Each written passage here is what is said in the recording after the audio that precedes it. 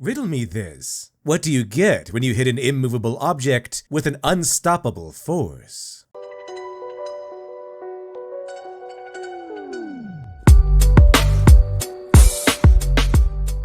One of the most common questions new writers ask, and even some veterans now and then, is, how do I start my story? Of course, you've been working on the groundwork of your passion project for a while now. You forged your own setting, built it from the ground up with unique fantasy races and a galaxy-spanning sci-fi empire. You handcrafted the magical system of your universe and know every detail of how its spells affect the world. You have the factions, the organizations, the religions, and mapped out thousands of years of history and even made original languages, Tolkien style. Then, unfortunately, you come across the realization that you might have every facet of your universe mapped out, but you don't actually have a story. You might even have a main character, just no plot for him to run through. So where do you start? And the simple answer is conflict. In the words of Neil Gaiman, a story only needs two things: for one character to want something, and for another character to want something else that's incompatible with the first character's desire. If both characters want things that can coexist, it's not a story. It's a shopping list. Taking your hero and giving them a challenge to overcome, a princess to rescue, a villain to stop, a situation to escape.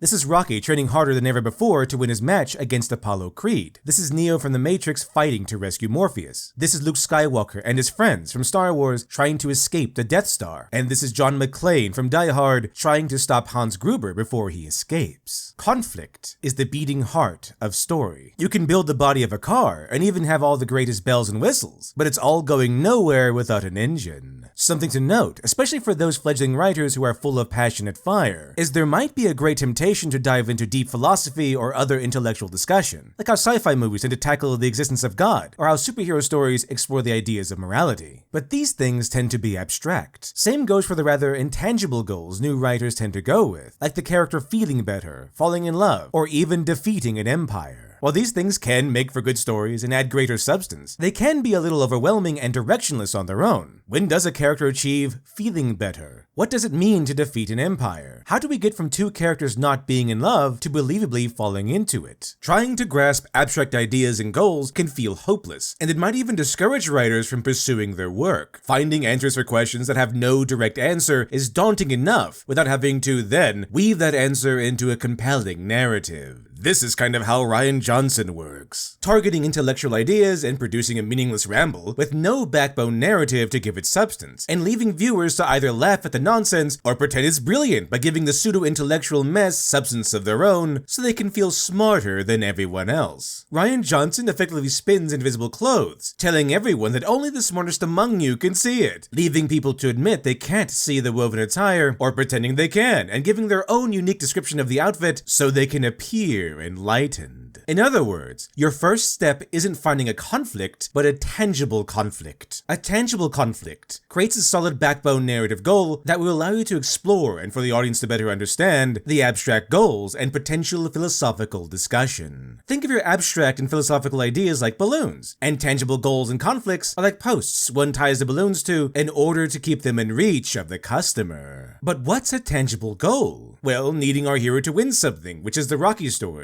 Your hero to retrieve something, or in some cases, rescue someone, which is like Neo rescuing Morpheus. Or your hero to escape something, which is like Luke and the gang trying to escape the Death Star. Or your hero to stop something, or someone, which is like John McClane working to stop Hans Gruber in Die Hard. These are your typical go-to tangible goals, and each is quite versatile. But how does each work exactly? Let's put it to the test with a little applied theory, shall we? Let's take the classic superhero setup of hero must stop bad guy. Batman must stop a killer who's been murdering a specific group of people. Easy tangible goal, stop the murderer before he kills again. Then we find out the victims are all corrupt elitists looking to take over Gotham through political manipulation. Suddenly Batman is faced with the complexity of a murderer killing for a seemingly righteous cause, and murder targets are men with nefarious intent. In other words, we get a villain who's doing the wrong thing, but for the right reasons. And we have victims who are doing the wrong thing for very wrong reasons, but but haven't done anything wrong just yet. They are innocent until proven guilty, after all. And Batman tends to frown on murder either way. We can even add in more complexity by making the killer the son of one of the scheming men, adding in the question, is the son really acting selflessly to save Gotham, or acting selfishly just to defeat his father? Using justice as a mere guise for a more vengeful motivation. A solid backbone narrative and its tangible goal might feel too pedestrian for some, but it's necessary groundwork that can carry any desired story-driven intellectual pursuit. Unless, of course, you become a writer who prides themselves on how few people understand his art, which is like a chef priding themselves on how few people like his food. Another example would be The Dark Knight from the renowned Nolan trilogy, a movie well respected for its exploration into humanity, morality, and human value. However, despite its celebrated philosophical discussion, at its base, it's still a simple, plain, tangible goal. Batman must stop the Joker. In fact, it works for blurbs too, or even an elevator pitch you can rattle off when someone learns you're a writer and inevitably asks you what your story's about. Instead of saying something like, the story is super compelling and personal to me because it's about emancipation, about women sort of like almost being competitive with one another and being each other down, but also because of our own inabilities, I think, to feel so powerless, and like the stranglehold that is the patriarchy. You can say something like, while out hunting, Llewellyn Moss finds the grisly aftermath of a drug deal. Though he knows better, he cannot resist the cash left behind and takes it with him. The hunter becomes the hunted when a merciless killer named Sugar picks up his trail. Some might say that this isn't a fair comparison, because one is an interview and the other is a well-prepared plot synopsis. And I say, exactly. As a new writer, it's all too easy to start rambling about the philosophy and the personal journey behind your story. But whether it's your nosy aunt politely asking for your book, or an agent ready to spark your course towards literary infamy, you're going to want a quick elevator pitch prepared that gets right to the point, and more importantly, leaves the listener wanting to know more. And the perfect way to do this is not with a lecture on its philosophy or its commentary on society, or even how the story personally connects to you. The most powerful weapon a storyteller can wield in the world of stories is a simple, tangible conflict from which the story is born and the hero's journey built. After all, in the words of Pulitzer Prize-winning American author John Updike, conflict is the primary engine of fiction. Without some form of conflict, there is no story. Hey, what are you doing here? I'm back! Literature Angel? That's right! But don't worry, I won't be staying long. Did you know I'm making a comic? A comic? But that doesn't explain what you're doing here. Of course it does! Since I've come to take a peek at your new project, the first volume of Dr. Alpha, Dead Man's Lullaby. Available now on Indiegogo. You mean the one that takes place 20 years before my first book, Dr. Alpha, Miracle Child? Where Dr. Alpha wakes up having been injected with a deadly virus by his former villainous colleague and former criminal scientist,